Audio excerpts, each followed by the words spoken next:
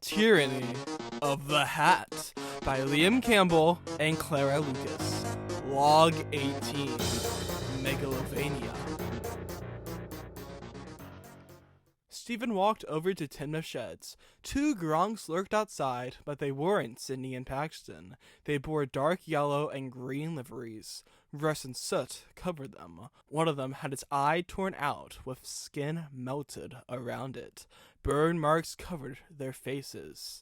The Ironworks twins had arrived. "Good, you're here. Your scrap is in there." He gestured into the dark, gloomy inside of the shed. "All right, but you'll get the engine," said Airy, and so his brother slithered into the darkness. Upon entering, he was met with the sight of engines sitting in all of the berths. All their eyes glared at him, staring at him like daggers. Some were in shock, others were in pure anger, but most notably, there were sorrowful eyes for his own singular one. Thomas still sat in the middle of the table.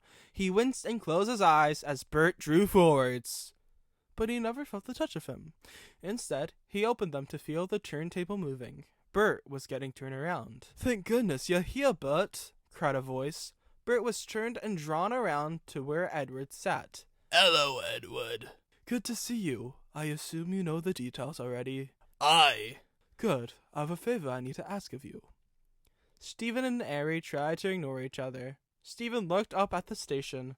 Bert snorted in his general direction. "Did you spit at me?" growled Stephen, trying his best not to turn around. "And suppose I did." Stephen massaged his brow, trying to hold his anger back and showing the engine. What for? Bert soon rolled out of the sheds with Thomas and Diesel in tow. "Already," he growled lowly at Airy. Stephen didn't turn around and watched as the two Diesels rolled past him, towing Steam and Gronk behind. Thomas said nothing. That wasn't right. He would be screaming like it was murder. He would be fighting the engines off like it was life or death. Because it was.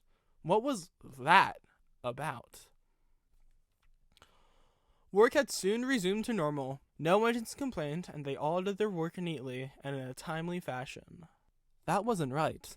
None of this was right. What happened? Stephen stormed into the ironworks. He shoved past several people, almost kicking down the door to the foreman's office. "Where the hell is he?" "What?" "Thomas, you idiot. Go talk to the twins. You want me to talk to an engine? That's like talking to..." He paused. "Fine." And he turned on his heel. He stormed out and across the yards to the twins. "What did you bastards do with him?" The twins looked at each other, then separated eye contact. Bert spoke murderously to Stephen. "Thomas," he said dumbly. "The one." Stephen gagged.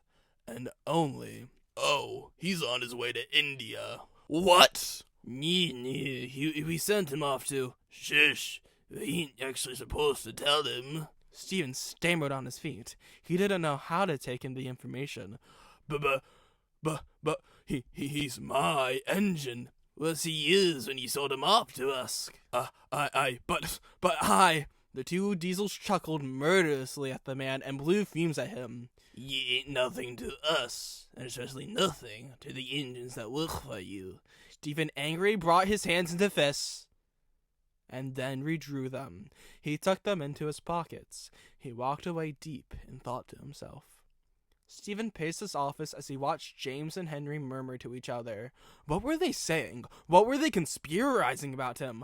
What were they planning? He needed to know. Now, he grabbed for his filing cabinet and unlocked a latch. He hurled the lowest cabinet open, revealing the lamp from St. Machan's cave, perched on a stack of paper. He grabbed it and chucked it on the floor where he had crazily built the track a month ago. He went to his desk and pressed a button under it. The compartment that was hidden from the naked eye revealed itself once more. Stephen grabbed into it and pulled out the revolver. He took it and aimed shakily at the lamp. "I am not playing games. Show yourself, you bastard." Alas, nothing happened. "Don't play your games with me," he chuckled hysterically, and shot at the lamp! Shink! Tink! The bullet seemingly bounced off the lamp and rebounded towards Stephen. He ducked just in time to where the bullet shot a hole back into his hat and shattered the window behind him. I know you're in there. Now come out, he cried. Now, with the window obliterated, his voice could be heard throughout the whole station. James and Henry stopped talking and now tried to peer through the tinted window. Come out, you bastard. Come out, and talk to me like a man.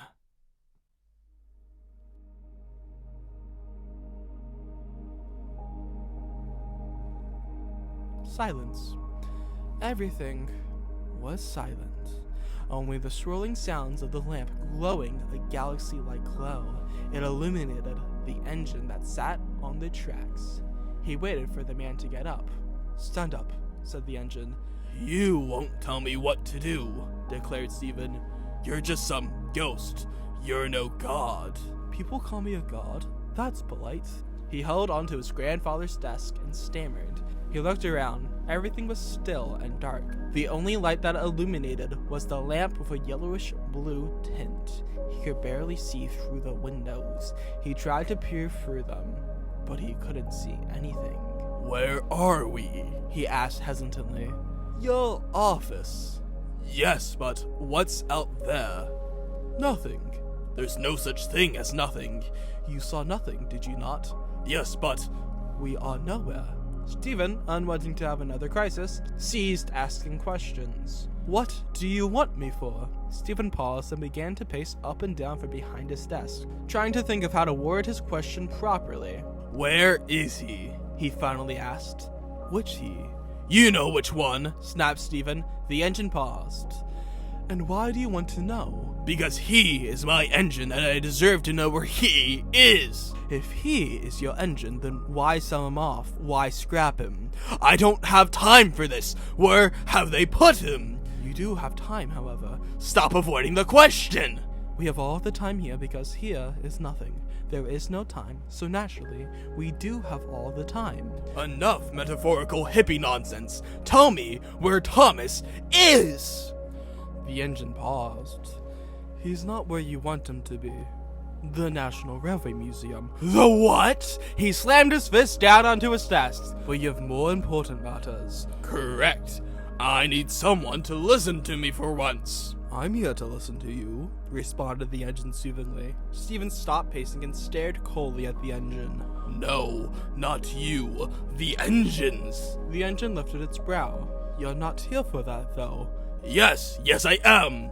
No, you're not." Yes, I read up on you. Whoever finds the lamp gets a wish granted for them. Now, grant me my wish.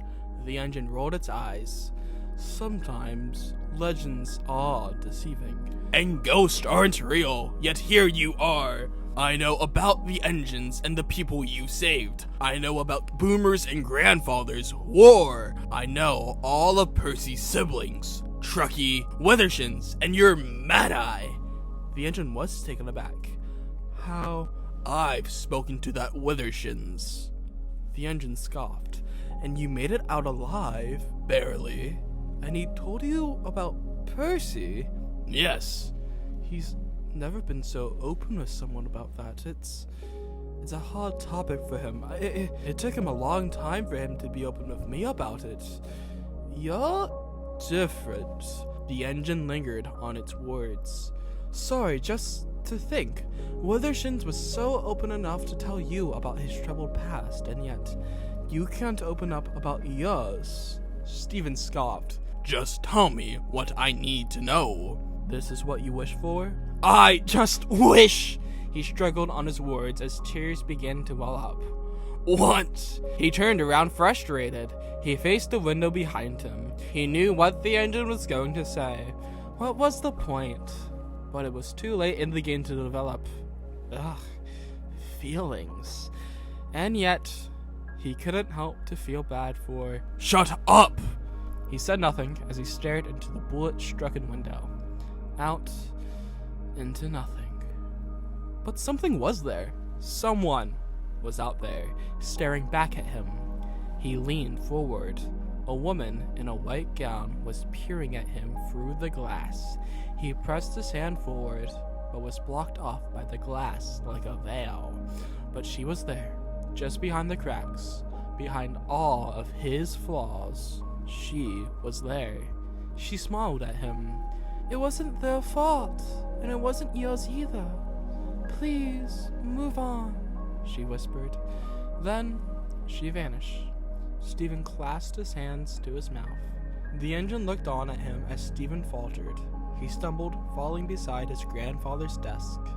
The engine's lights slowly began to fade, more and more and more and more and more and more and more.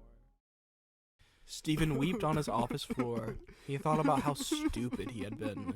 There was a knock and a click from his door. Stephen lurched up and peeked over his desk. There, standing in the doorway, was Brummel, holding cardboard boxes stuffed full of belongings he was cleaning up from his office. "Are you all right, sir?" asked Brummel, placing his box onto the map table and walking over to the desk. Stephen sniffed. I ruined it all, he whimpered.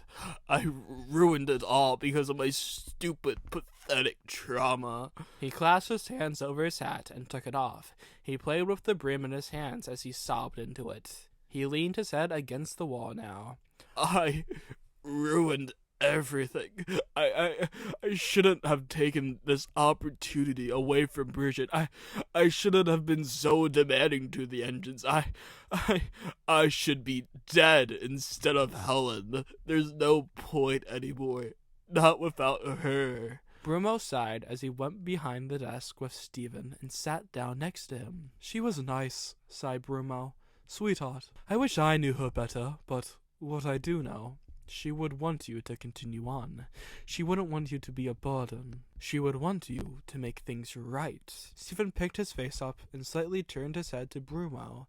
He groaned before slightly chuckling. "Thank you," sighed Stephen, wiping his eyes. "And you're rehired." He leaned his head onto Brummel's shoulder like he had all those years ago when he was a little boy.